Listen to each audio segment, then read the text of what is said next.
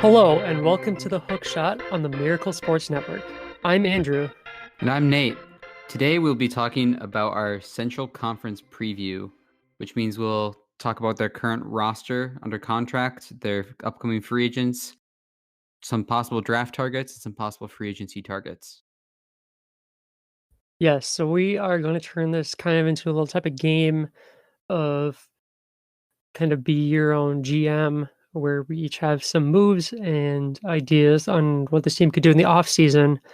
And to keep it in that game style, we'll be setting an alarm for 11 minutes on each team, and we'll talk about the team for those 11 minutes. And no matter what, when that alarm goes off, we'll move on to the next one. So we are going to go in opposite order from the worst team in the Central Division all the way to the best team. And so that kicks us off with the Cleveland Cavaliers. So we'll get this timer going and start. Okay, so Cleveland finished 19-46 last year, which was dead last in the conference and obviously the division. They were the 25th best team on offense, 29th best team on defense. So that's pretty low. And Nathan will talk about some of their starters. Yeah, so as of right now, I would project their starting lineup would probably be Darius Garland, Colin Sexton, either Kevin Porter Jr., Chetty Osman at that 3 spot, Kevin Love, and Andre Drummond.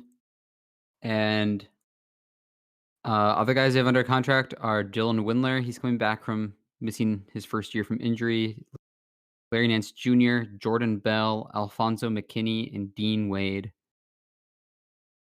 Yeah, so that is not a really a strong lineup. No. They have some youth a little bit. But then they have Kevin Love and Andre Drummond. So I don't know. It's an interesting team. So free agents they have Tristan Thompson, Matthew Dellavedova, and Ante Djidzic are all unrestricted free agents this year. And then Andre Drummond has a player option for quite a bit of money. So I am assuming he's going to take that. It's like 30 million or something like that. Yeah. So he's not going to get that on the open market. So NT said he's going to play for Cleveland next year. So we fully expect him to pick up that option. So in my opinion, I think you can let Tristan Thompson walk. I mean, you have Drummond. Dellavedova isn't really that good, and he's 30 years old. I don't think he's helping your team at all.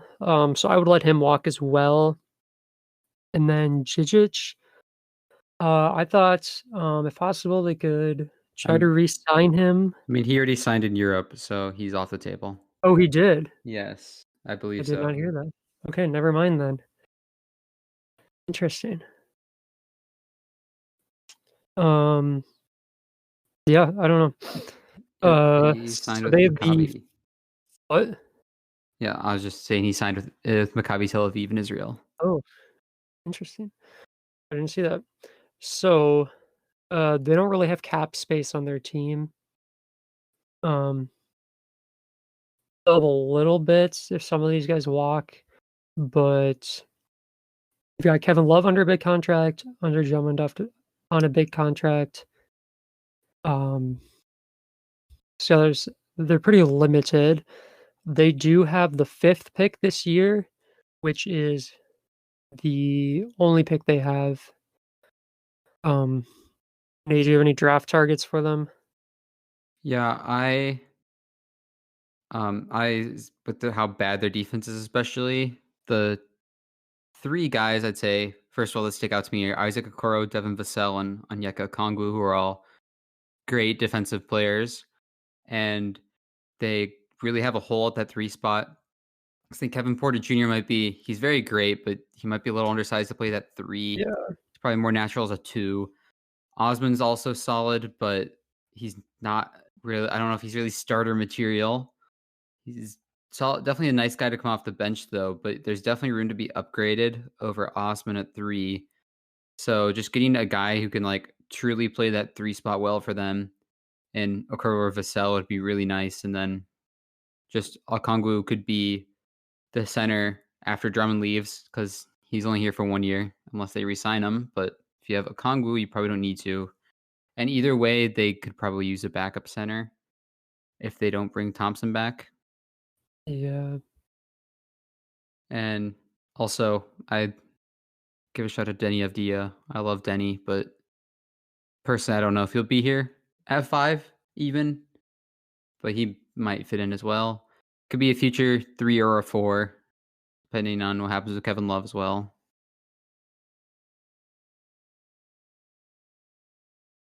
Yeah, I think those are some solid picks.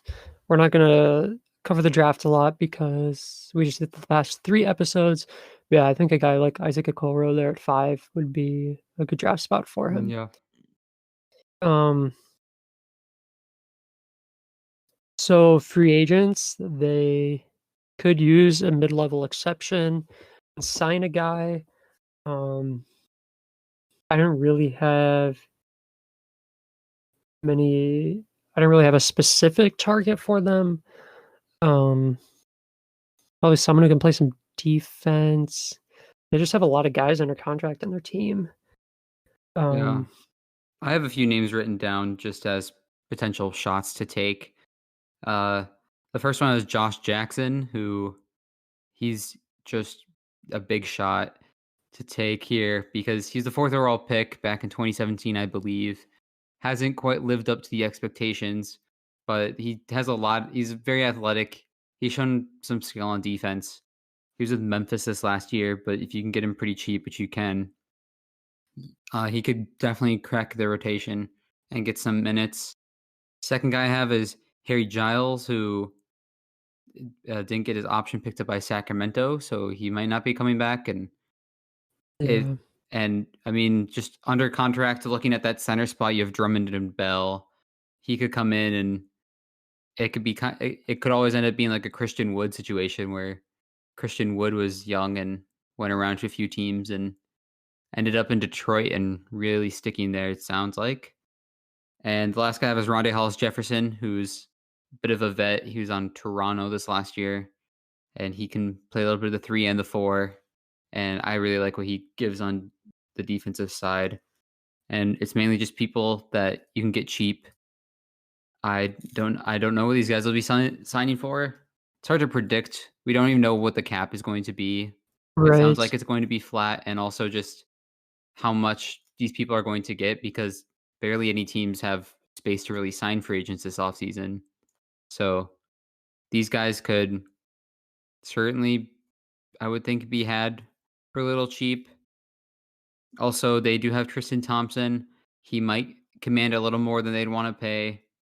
And Yeah, they could go over the cap and sign him, but yeah, I don't know if and it's really worth it. I also personally won't be opposed to bringing back Dellavedova if it's like a minimum deal or very cheap. I think he could be a Yeah, if it's decent just really cheap. presence as a depth point guard. Because also at point guard, they have no depth at point guard right now.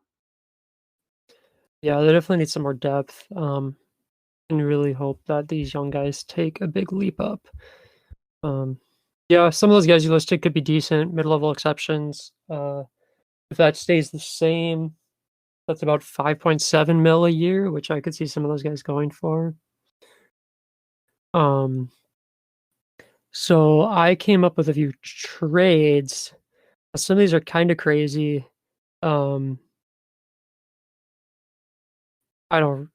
Part of it was me trying to figure out how, because Kevin Love, I think, has 4 more years on his contract, Yeah, I and maybe it's 3. I know it's at least 3. yeah, um, and just for a team that's probably looking to win in at least 2 or 3 more years, um, I don't think that contract is one you want on your team per se, even though Kevin Love is No. still pretty decent. Um, so I was trying to focus on trades with Kevin Love to get him off the books. I'm looking up his contract right now. Maybe if I can find it. Here it is. He signed through 2022, 2023, so he's got 3 more years left. So one trade was to Sacramento to trade Kevin Love, and you get back Harrison Barnes and Jabari Parker. Um, this helps Cleveland by getting some more depth on their team, and those guys' contracts run out sooner than Kevin Love's. I feel like Cleveland would probably have to throw a pick in there maybe. Um, could get away with a second because I think Sacramento might just take Kevin Love's ability right now because I would say Kevin Love is probably better than Harrison Barnes and obviously better than Jabari Yeah. Parker. And neither of those guys are on a great contract for their skill level. I mean, neither is Kevin Love, but um, so I think that would just clear up some space in the future. And then blockbuster trade idea I had was throwing Kevin Love, Darius Garland, their last year's first round pick number 5, and maybe another first and a second. This is if they're going full win now, and then you get Bradley Beal from the Wizards, plus a filler contract in there. Um, that's a big trade. Yeah. I They'd have to have full confidence in um, their team now, Colin Sexton, but and the Sexton and Beal would work as a backcourt. I think it could work. I think Beal would be the dominant ball handler there. But I don't know. That would be a really interesting trade. I don't see Cleveland doing it, but it would help their team immensely. Um, yeah. Yeah, I had Oh, there's a timer. okay, I'll just say my trade really Please quick. trade quick. I Yeah. had the best buy I found for Kevin Love would be the Knicks.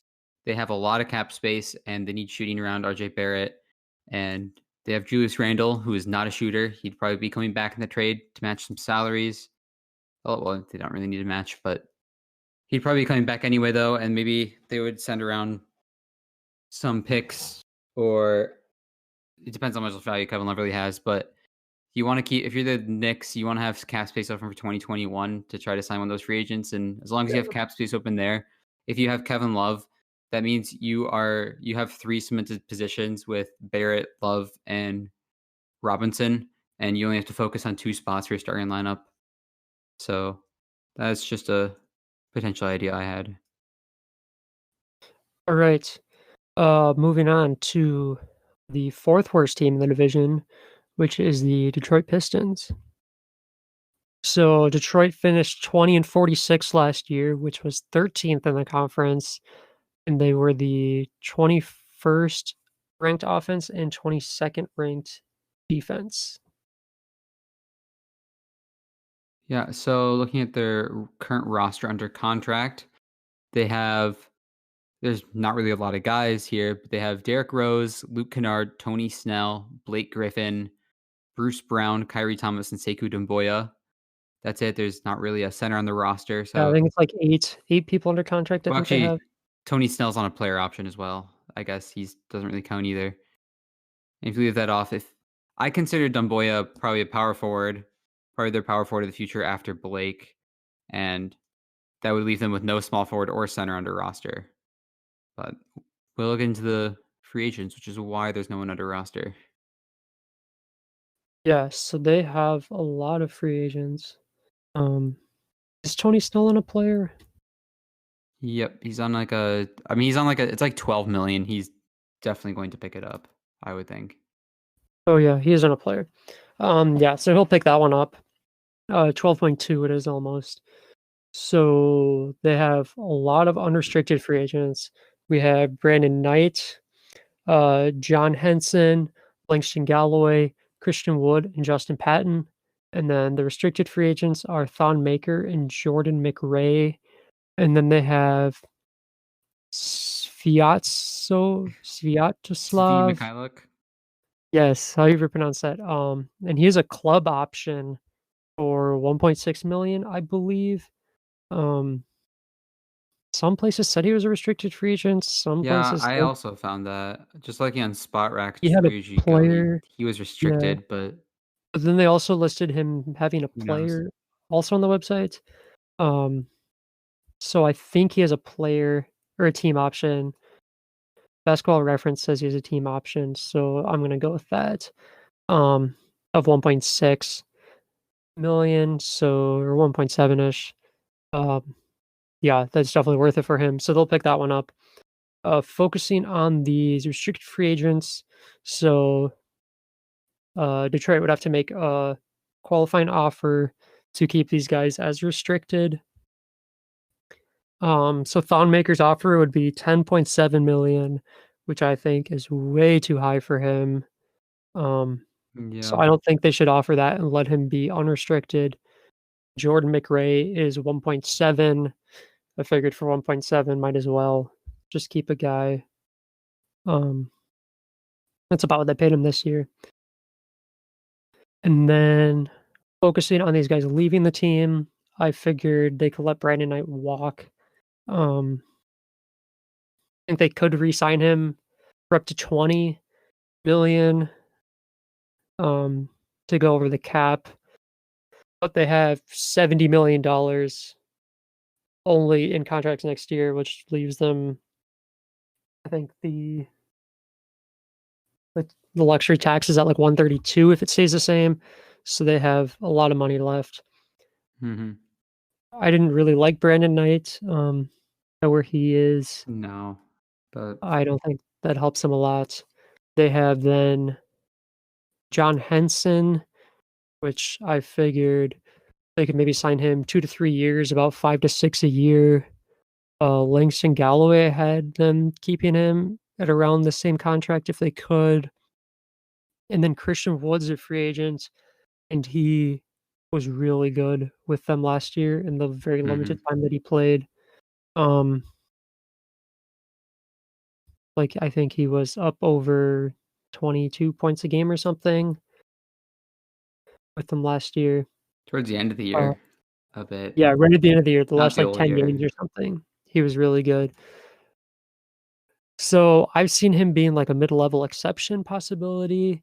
Um, I honestly think he could go for, like, 8 million a year potentially. That could be really high. Um, but I'd say lock him up, give him, like, a 4-year deal for, like, 8 to 9-ish, I thought. I think he's gonna go for much more than that. I think he's gonna go for more? I don't know. Much more. Some places have said he's a mid-level exception. I think he's gonna be more.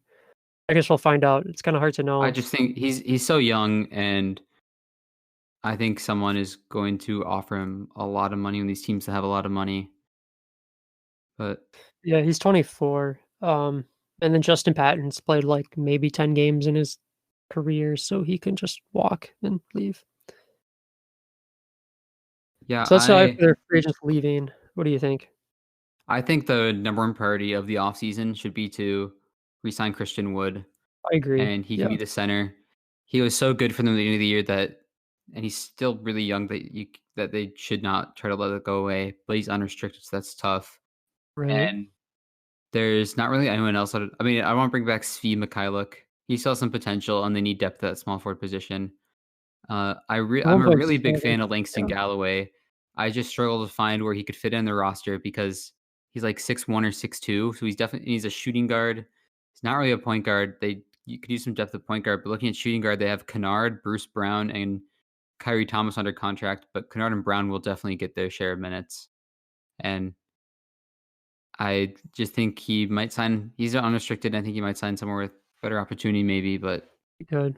I'm a big fan of Galloway, and I'd love to see him back. But everyone else, maybe McRae if he can come back and play some small forward minutes. But everyone else, I let walk. I wouldn't be opposed to bringing people back, but Yeah, so I looked at their team, and I didn't really like them doing any trades personally. Um, I suppose with all their money, they could trade and take on a contract and get picks. yeah, they could do that. Because right now I wouldn't say they have a lot of young pieces that really I are mean, that promising. Dumboya is the big one for them, Right. and then whoever they draft at 7, and I mean, Wood's 24, Kennard is probably about 24, 25.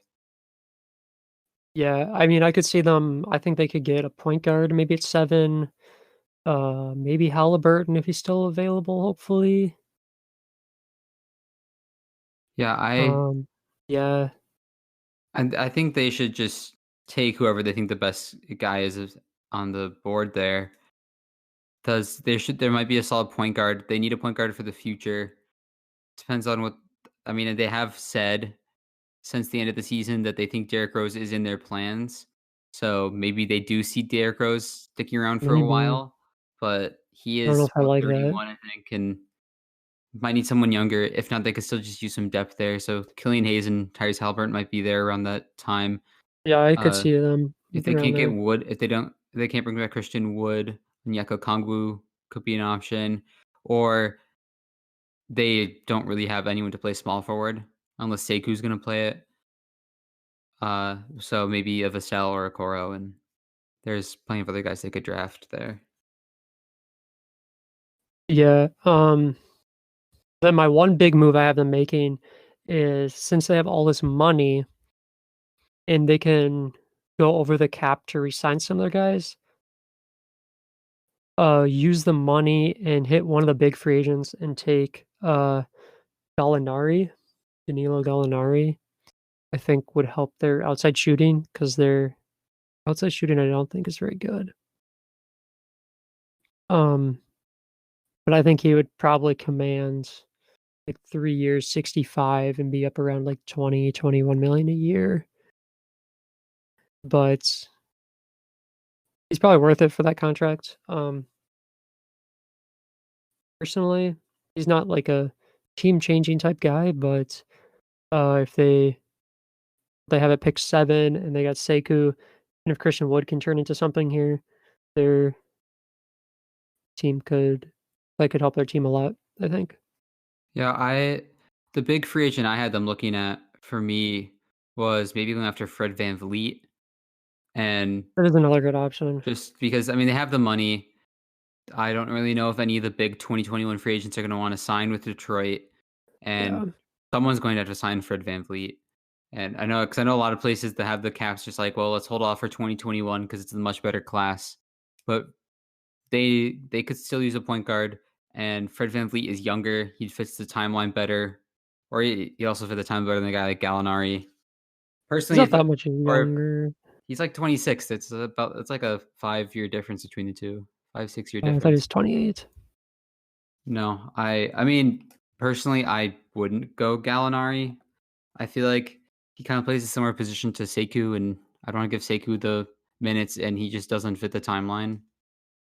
I would, I'd rather try to just keep rebuilding with younger guys, personally. And also looking at Prevalently is 26 still, so he's Yeah, I pretty just young. saw that. And That is fair. I had a few potential trades as well. The first one would be Derrick Rose, just because of there could be some value there. He could also be maybe a trade deadline candidate, especially if they draft a point guard. But he's definitely a solid player. And one name I Yeah. would look at would be the 76ers. They're kind of giving up on the Ben Simmons point guard experiment. He's going back to the 4. They could really kind of use a point guard, and Derrick Rose could be a nice option for him. He's not on the biggest contract. They have, I mean, they have a few young guys, maybe like Zaire Oh, Smith's there, and they have lots of picks this draft. And the other one I would mention, just real because quick. yeah, I would just to bring it up, I just think I would explore the trade of a Luke Kennard, which sounds kind of crazy, but they were discussing a trade at the deadline with the Suns, and the Suns were thinking about giving up their first round pick this year, which at that time seemed Really? like it may even be higher than 10. And Luke Kennard, he's a great shooter, but like he doesn't really contribute on defense, and there's not really and like I would just think if they can get that much, maybe you could try to sell high on Luke Kennard. Otherwise, I mean, he's a great piece to still have for them, but just personally, I would look at it with just knowing that that's what they had in discussions at the time. For sure. All right, moving on to the Chicago Bulls. So the Bulls finished third in the division. They had a record of 22 and 43, so not really much better than the other teams. So that was 11th in the conference. They were the 27th best team offensively, but their defense was ranked 12th. So who's on their team? Yeah, so they have a lot of guys still under contract. So they have Kobe White, who's a great rookie from last year, Zach Levine, Laurie Markkinen, Wendell Carter Jr., all probably going to be starters. Off the bench, you have Sadaransky, Ryan Archidiakono, Chandler Hutchison, Thad Young, Luke Cornett, Daniel Gafford, and Cristiano Felicio. And, well, yeah, so you can go and talk about their free agents. Yeah, so they have Otto Porter Jr. is on a player option for 28.5 million, which he will definitely be picking up. And then restricted free agents, they have Chris Dunn, Denzel Valentine, and Shaq Harrison. So Chris Dunn, to keep him restricted, they have to offer him 7 million, which I think is definitely worth it. I think he kind of had a little resurgence in his career, figuring out how to play off ball a little bit. In my opinion, I could see him going for like 8 to 9, a little bit higher. And I think the Bulls should match it at 8 to 9, in my opinion. And then Valentine has an offer of 4.7, which for a rotation guy like he is, I think 4.7 isn't bad. And then Shaq Harrison is at 1.7 million, which is the minimum. So if you like him, I think you could keep him pretty much around the minimum or sign a different guy um, that I didn't really have any huge opinions on Yeah, personally. I mean, I'd probably let Harrison go and Valentine, unless you can maybe bring him back for cheap. They could use some depth at the wing still. Chris Dunn is interesting at 7 mil. I think he could definitely be worth it. I think that's Coming really into good. last season, it seems like his time in Chicago is probably over. He just had absolutely no role, but he started to carve out a role finally this year, and looks like a he looks like a solid, still a solid guy. He's in his mid-20s now, and I've seen a few comparisons saying that he's like just a worse version of Eric Bledsoe, like maybe a little less playmaking and just Mm. scoring ability. But he definitely carves out his role in defense. Yeah, his defense is really strong. My issue with bringing back Dunn is, uh, I it depends on what they do, especially in the draft. If they end up taking a point guard or if they end up signing a point guard somewhere, just because playmaking is a big need on this team, and you're probably going to find that in a point guard position. If they were to happen to get another point guard, that's a lot of point guards with a lot of minutes, and I feel like it's just going to be the same situation that Dunn was in 2 years ago, where you already have White and Sadaransky. You'd probably still start the other point guard White and Levine, but it I don't know. If it depends on what their other moves are. I would be open to bringing him back, but I'd also let him walk depending on what they do, especially in the draft. Yeah, I think you could play Chris Dunn as like a small wing player. Um, I think he just fits better there and plays a lot better there. Um, yeah, they do have a lot of guards on their team, especially if they draft someone. So I don't know, hard to say if he has a role, but I think he's definitely someone that will get respectable amount of money on the market if he goes on the market. So they have pick number 4, and then they have 37 and 44 in the second round. Yeah, so in the draft at pick 4, I think that they could get a really solid playmaker there. And there could be a chance LaMelo Ball drops. Always, I LaMelo Ball is just such a weird player. Some teams might be higher, some teams might be lower, but LaMelo Ball definitely Yeah, has playmaking ability. And there's also I've been seeing a few reports that Golden State's very high on Avdia, which if they keep the pick, he could really. go there. Uh, You never know with reports. Sometimes it can just be smoke to Right, you never cover know. up, but that could be a situation there, which means if and I guess also if Minnesota doesn't take him, then it would just be up to Charlotte with their 2 point guards if they decide they would take LaMelo over him. There's there's definitely some possibility that he could be there at 4. Otherwise, I really like Denny Avdia there. He could be the future 3 or 4 for them, and he's a great playmaker. I don't think he'll solve their playmaking issues, but he will certainly help it. He's just not the primary ball handler, playmaker type guy. And outside of that, they could always just look at one of those other point guards outside of Ball, like Halliburton and Hayes, which are different people than a guy like Kobe White, who's definitely a scorer.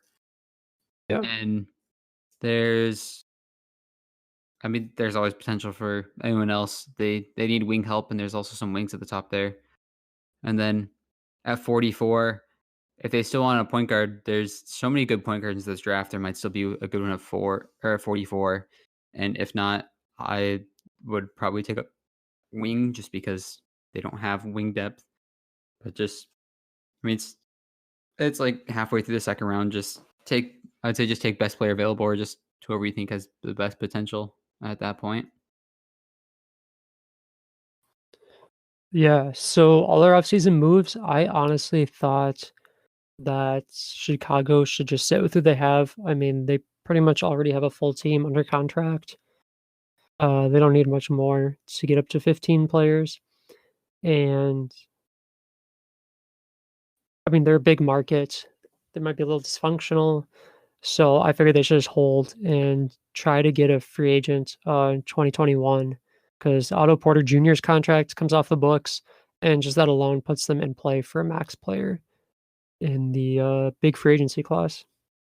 Yeah, but also Laurie Markkanen's contract is up then, and they'd have to re-sign him That is as well. true, And but as going off of Markkanen, I I would definitely look at a potential Markkanen trade. I'm just not a fan of Markkanen and Wendell Carter the as the front court. And Wendell Carter, if you watch the Bulls play, Wendell Carter just sticks out of how much he does for that team. And Markkanen definitely struggled. His value is going to be much lower now. But I'm not sold on Markkanen and Carter together. Where I might look to see what I could get in a trade for Markkanen, and you could maybe get a guy like Avdia who could be that. I think he could be a perfect future 4 for them.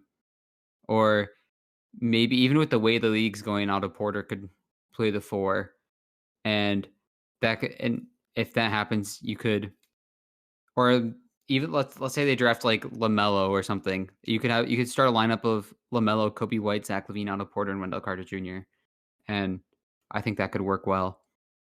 So looking at potential trades, his value is not that high. They're gonna have to pay him next year potentially. I don't know if this team's gonna have money, but Boston, I think, could always be in the conversation. I mean, Gordon Hayward's contract will be up. They still have to pay Tatum, but there's a chance.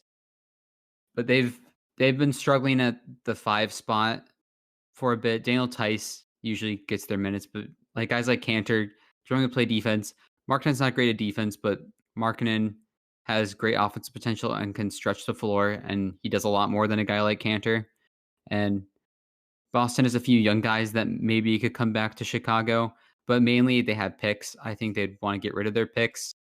This could be a chance maybe where they could offload a few of those firsts or something, and which could leave Chicago with like pick 7 and pick 14 and maybe some other assets there. And yeah. they could probably pick up 2 really solid pieces for their future there. So I won't be opposed to that. And the other team I had was the Spurs, because the Spurs, I really don't like the Spurs front court at all. Marcus Aldridge is aging, and Marcus Aldridge is still great, but I'm just He's really not big what he on. used to be. Yeah, he's not what he used to be, and he's also just not he's not quite a modern big as much anymore. And I'm a big fan of like building a team for where the NBA is going nowadays. Where you see Yeah. guys, maybe you think more of like, oh, maybe they're traditionally small forwards playing more like small ball. They could go to they're playing more like power forward, and some power forwards play more center in this small ball lineup. And I'm a big fan in moving towards that and not sticking on a team maybe if it doesn't work. And I just see like a guy like Markkanen. Why big reason I don't think it works is because I don't know how they compete with those teams if you're putting like, if you're just putting like a guy who's maybe like 6'7", 6'8", but like way more athletic than Markkanen, I just don't see how Markkanen can catch up to that being a 7-footer, and he's just not super quick or good at defense or anything. And the Spurs could be interesting because I think they just need a big, and a guy who can space the floor never hurts. And they could also just use some potential there to and Markkanen still definitely shows great flashes of potential. But the Spurs could be a nice fit because they could always throw a few picks in. They might be able to throw in pick 11 they have this year. And also they have lots of great wings. They've drafted so many solid wing prospects in these last few years, and Chicago might be able to get one of them back, and they definitely could use some help on the wing and just getting a nice prospect that they could develop and might fit their system. I think they could both be solid trades for Chicago going forward. The only problem with that trade is contracts, because Markkanen's Yeah. only on 6, and I Aldridge is mean, at 24 million, so Chicago would have to give up a lot of contract. Plus, Aldridge has a well, no, 15% trade kicker. I'm not saying Aldridge is coming back at all. Oh, I thought that's what you were No, saying. no, no. I didn't really have a guy for the Spurs just because there's not really a whole lot of contract to match. Yeah. But no, I wouldn't be taking Aldridge back. Okay. Okay. I'd be centered around one of those young wings and some picks or something. So next we are moving on to the Indiana Pacers. They were second in the division with a record of 45-28, which was good enough for fourth in the conference. And so they made the playoffs, but were swept in the first round to the Heat and fired their coach.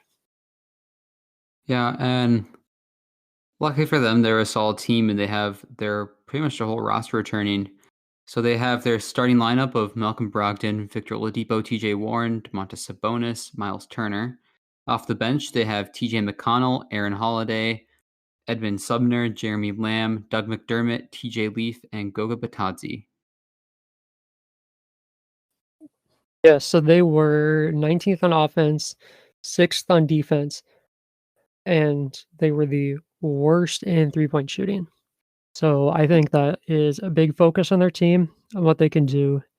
And I know there's been some talk on trading away some key guys on this team to hopefully get a star or just get rid of some contracts, which I think could be an interesting offseason for them potentially if they choose to do so. Do you wanna talk about their pick at all? They have pick 54, so the end of the second round, and that I is what There's they not have. really anything to talk about. No, there really isn't. 54, like, if I have to pick a position, I'd look at maybe a depth at big because they just have 4 guys really there, and if there's someone, but you're just going to take best player available or a solid prospect there. Yeah, I mean, if you can get someone that can contribute at all in the next coming years at 54, that's good for them. So their free agents, Justin Holiday and Jakar Sampson, are both unrestricted. And then restricted, they have Elise Johnson. And for him, he has a qualifying offer of 1.9 million, which I figured they should take if he doesn't get a contract from anywhere else. And then Justin Holiday and Jakar Sampson, I think they should sign them for the non-bird option that they can pay as long as they don't get money somewhere else, which for Justin Holiday, uh, his would be at 5.7 million a year. And I said you could sign him for maybe like 1 or 2 years If he goes for more than that, I'd probably just let him walk. And then Jakar Sampson was 1.7, and I said probably 1 or 2 years there as well if you can get him at that money. Yeah, Any thoughts on those? I think I would definitely try to bring Justin Holiday. They don't really have money to bring in anyone, but Right. I mean Justin Holiday I think is he's just a depth winger, but I feel like he was a pretty important part to the team and giving like some quality minutes and also just being a nice veteran presence. Jakar Sampson, Lee Johnson, I mean, whatever. I mean, yeah, They you're come looking at him back less and than 2,000,000. yeah. It's you can find a bunch of guys at that But ability. yeah, but Holiday is definitely a guy I'd want to bring back. Right, it's just he's unrestricted, so if he goes more then, um It's also not the end of the world if he leaves, clearly, because he's just a right. depth guy, but it'd be cool to have him back. So, some options, some targets I had for them was, really focusing on three-point shooting especially. So, since they don't have any cap, they're really looking at, just signing a mid-level exception or a minimum guy, and so I thought maybe Marco Bellinelli can come in. He can just come in and provide some three-point shooting for this team at that, what is it, 5.7 million a year or so, or another guy potentially if Minnesota doesn't bring them back would be, Juan Hernan-Gomez. I think he could maybe go. I don't know. It's hard to know where he's gonna go money-wise, but he could be just another bench piece to help the team. Yeah, I mean, I would think if he's going cheap enough to probably sign in Indiana, the Timberwolves would probably bring him back because he's restricted. I would assume so. But yeah, they don't really have money to do anything, and just signing No. some depth shooters is probably the best move they can make with how bad they were at shooting. So then I had a couple trade offers. Did you or Yeah, I do had you a have any? few You as well. wanna start? Okay, so the first move I'd look at is breaking up that front court of Sabonis and Turner. Right. They're just kind of unfortunate in a way to have two really good centers, and I don't think they. I think they should finally just pull the plug on it and trade one of them. And the guy I would look at trading is Miles Turner. I I would agree. I'm a big fan of Miles Turner, but I mean Sabonis is just an all-star. You can't just trade him over Turner. And I mean, and I'd only consider if the offer for Sabonis is just that good. But I would. So the two teams I had Miles Turner going to, the first trade that I kind of like is potentially to Boston for Gordon Hayward. Okay. The I because I think Miles Turner could be a really good center for them because as I was just mentioning recently, the centers they've had have been kind of. I mean, they've probably been their weaker part out there. Daniel Tice is who's been playing the minutes. He's good defensively, but Miles Turner can stretch the floor, and he's a solid rim protector. You can keep him out there at the end of the game, I believe. So he could really complete that starting lineup. And with, I mean, as many injuries as Gordon Hayward has had, his role has kind of been diminished. And now they have, I mean, they have like Kemba, they have Marcus Smart, they have Jason Tatum, they have Jalen Brown. All of them are going to get their minutes. Gordon Hayward's great, but there could just be an upgrade there. And then also to match the salaries, either one of Jeremy Lamb or Doug McDermott would have to go back. If I'm the Um, Pacers, I'd probably want to get rid of Lamb to keep McDermott shooting just because they need the shooting that badly. And Jeremy Lamb could definitely be a good bench piece coming for Boston as well. Or, I mean, either or would be another great bench piece. And Hayward could step in and you could slide TJ Warren over to the four, which I think he can handle just fine. In the modern NBA, Hayward can come in and be your new three. And I think that's just going to be a much better lineup there. And also, you might be able to get the Celtics to throw in some picks because they have a lot of picks, and I'm sure they want to get rid of them. And the other team, just as it's pretty similar to Larry Markkinen by the Spurs. I don't really have anything concrete for what the Spurs would give back, but they have some big contracts. Like, I mean, Mills has a big contract, Gay has a big contract. Right. They could find a way to make the contracts match, and it's kind of similar to earlier, just maybe throwing in one of their talented young wings or maybe a pick. But he would definitely be the best center on that roster, and they could definitely use some help in the front court, and it can clear up that congestion that you have with Sabonis and Turner. And I think that we're trading one of them is the best thing they can do. And the other trade I was looking at is Victor Oladipo because it sounds like he might get traded. He's been in a lot of trade talks. Mhm. So one trade I was looking at was to Milwaukee, who is the last team we'll get to today. But Milwaukee, I think, just needs to do something. They need to go all out in some direction.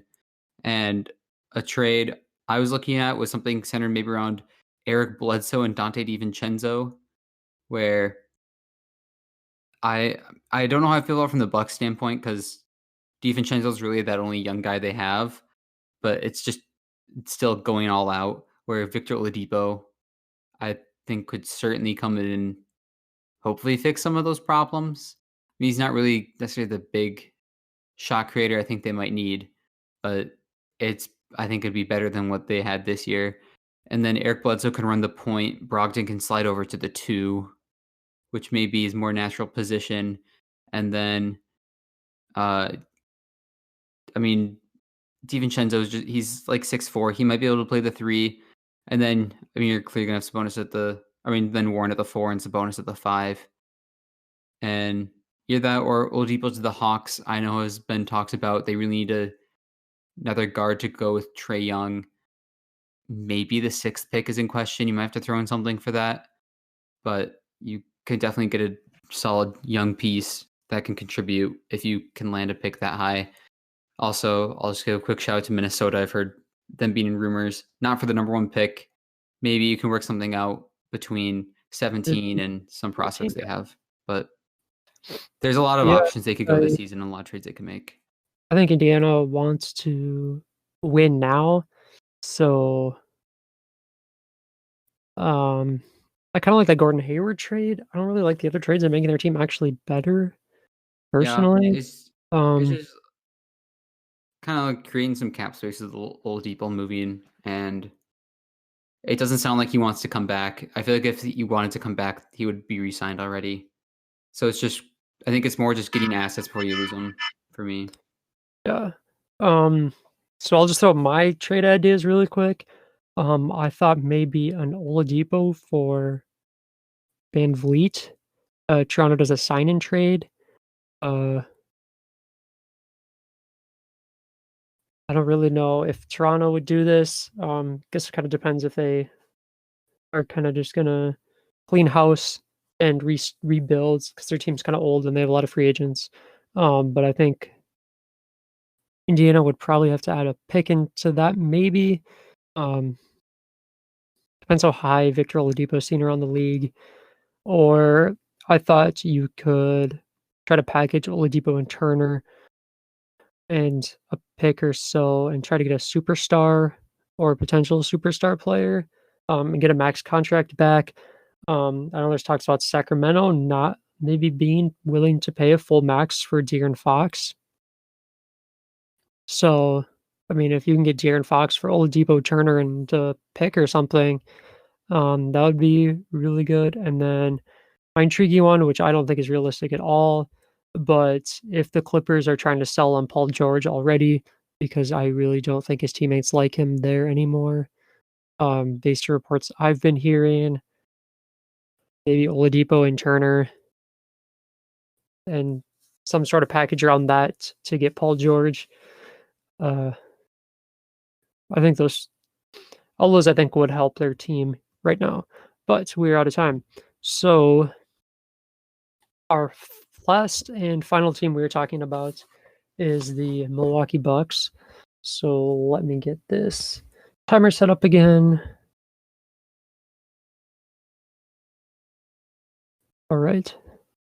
So the Milwaukee Bucks, as I'm sure you all know, were really good last year. They were 56-17, which was best in the conference, and they lost in the second round to the Miami Heat in 5 games. They were the eighth best team offensively, and they were the best team defensively in the league. Yeah, so on their roster, they have their starting lineup is looking like Eric Bledsoe, either DiVincenzo or Wes Matthews, maybe Chris Middleton, Giannis Antetokounmpo, and Brook Lopez off the bench. George Hill, Thanasis Antetokounmpo, Ersan Ilyasova, DJ Wilson, and Robin Lopez. Yeah, so they don't really have a ton of free agents. Pat Connaughton and Kyle Korver are both unrestricted, and then Sterling Brown is restricted. Um, I kind of liked what Pat Connaughton and Kyle Korver did for the team. Kyle Korver was on a minimum. Pat Connaughton might have been slightly above the minimum. I think he was. So if you can bring those guys back, I think at that value, we're pretty close to it. I think they'd both be about 1.7 or the minimum, which is like 1.6. I think that's useful for Milwaukee. And Sterling Brown, I figured you could re-sign him. I think they'd have to give him 2 mil or just let him walk. I don't really have a strong opinion on that one. Yeah, I don't really have an opinion on Sterling Brown. If Korver would come back for the minimum, I'd bring him back. Connaughton, I could see him maybe just getting an offer that maybe not necessarily being big. It's just too much than that Milwaukee's willing to take. But if he comes back cheap, I'd have him back as well. Well, yeah, he's unrestricted, so Yeah, I mean, if some team offers him 3-4 million, I don't know if Milwaukee could really even pay him yeah. because Like they don't have it's not a big contract at all, but it might just be enough for. enough for And Milwaukee to not be he's able shown some decent flashes in Milwaukee where he can be a solid role player. I think he's better this year. So, and then they have one pick in the draft, which is 24, which is kind of mid to late first round. Yeah, I think there's possibly two ways you could go. I think the watching the Bucks in the playoffs these last 2 years, the biggest thing I see is that they need a shot creator because Giannis is Yeah, not just like Giannis isn't the guy who's going to create his own shot. Like I'm picturing like a guy like a Kawhi or a Luka or someone. That's not all Giannis's game. Chris Middleton isn't that guy either. I think Chris no, Middleton's almost more just like a super high end third option, maybe even, and they just have him playing. They just have him creating, and he's not a creator either. It's just not his game, and that's what they need desperately. And two guys who are great shot creators who might be around that pick would be Grant Riller and Jemice Ramsey. Uh, Grant Riller, I think, might be able to come and contribute more. He's already 24, so he's definitely older, but it's just trying to help this team win next season. And I think going off of that, the Bucks have two options really to do this, or I guess they have three, but they could stay put and try to run it back, which I don't think will work after seeing just what's happened the last 2 years in the playoffs. They could go all in and just trade everything they have to win this season before Giannis's contract is up, or they could just clean house and get a big package for Giannis. Personally, I'd go all in. Just if they don't really do anything, I just don't think they're gonna have success, and Giannis is just going to end up walking. And while you can certainly get something great if you were to trade Giannis, I don't think you just give up on Giannis. I think you go all out to try to convince him to stay. And at the end of the day, you can say you at least tried, and you might be yeah, able to do better next year. I fully agree with that. I mean, they have Giannis's brother on a team, which I mean, honestly, is he even an NBA worthy player? Probably not. But I mean, there's a reason his brothers are signed on teams. Um, yeah, I don't think you can just trade away the back to back MVP and Yeah. the best record in your conference multiple years in a row and will be again next season, I expect. So yeah, I think they have to go all in, win next season. I think if they don't, in my opinion, would guess Giannis would leave. Mhm. And I really struggled on what they would even do. They don't really Yeah. have any young pieces. I mean, Dante I mean, DiVincenzo is like yeah. their best, but he's like 23 and is like a decent role player. Otherwise, I don't think Middleton can be your second best player. Like you said, he can't create a shot. And his contract at 30 million, I don't really see a team trading for that and giving you back something to win now or same with Eric Bledsoe. I I just don't really like him as a piece either. And but at like 15.6 million what his contract is, I also struggled to try to even figure out what they would get back because I think they need a second superstar. Um, I think that's kind of the big thing that really gets you to win, unless you're Toronto last season, honestly. To Mhm. have like two big guys. I mean, the Clippers, the Lakers, the Warriors. Um, so I think they just need that second guy, and I just couldn't figure out who would even be traded that would be worthy of that, and what Milwaukee could even give up, unless it's like the Clippers and give up like 5 first-round picks for Paul George or whatever they Yeah, and actually give just up. if if they end up doing that and it backfires and Giannis leaves and you're just left with nothing at all, and if you can't mortgage your entire future though, like that with the state of this team. Right. I I mean, the s only guys I could come up with were like I mean, if the Clippers hate Paul George, Chris Paul, maybe you could do like a Middleton for Chris Paul plus some stuff for the Bucks, but I don't know if OKC feel like they showed a lot of potential with Chris Paul, and I could see them wanting to keep him with their young players improving. Um, I really just like don't see a superstar in the league that's gonna be traded away. yeah. I mean, Chris Paul is the name I would come to. I don't think it's happening, but if you do a trade centered around Bledsoe, Hill, DiVincenzo, and Robin Lopez, you can and you just throw in some picks after that. You can get something done there. And like I mean cap wise at least. And I don't think Chris Paul is going to be coming back to the Thunder. Just kind of this I know he had a talk with the organization at the end of the season and just like some interviews and some of the stuff he said, he kind of has the whole vibe that he's not coming back.